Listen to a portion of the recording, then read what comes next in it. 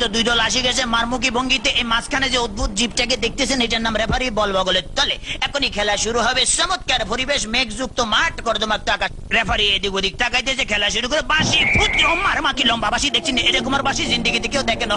খেলা শুরু হয়ে গেছে। রেফারি বল ছাড়া তো তারা ছাড়ছে, বললে তারা ধুচ্ছে না, সামনে কোনো বল নাই, একজন আরেকজনের পিছিয়ে ধরতে আর খালি লাত্তি মারতে আছে। কি সুন্দর শারীরিক ক্ষমতা দেখছেন, খালি কাটতে চিনতে পারে। রেফারি ফরম নিশ্চিন্তে সুইংগাম চাপাইতেছে, লড়ে জরে না। এবার আবার বল বানায় সুইংগাম দিয়ে বাচ্চে, বল সুইংগামের লগে আটকে গেছে, বল আর ছোটে না। এতে কয়ে কি কাম করলাম, রেফারি মুখের ভিতরে বল মারি দিয়ে, এটা তো গোল পোস্ট না, তবু মারি যে বল ছুটে না, ছুটে গেছে বল মারলো, কই মারলো আল্লাহ মারলো, একজনে পাইছে।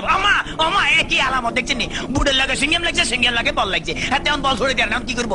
তাৎক্ষণিক ভাবে ডিসিশন চিন্তা করলে দৌড়ে, রেফারিকে দৌড়াচ্ছে, রেফারি দৌড়ে হেঁটে দৌড়ে, রেফারি দৌড়ে হেঁটে দৌড়ে, এই দৌড়াইতেছে আমা রেফারি কাটতে পড়ে গেছে।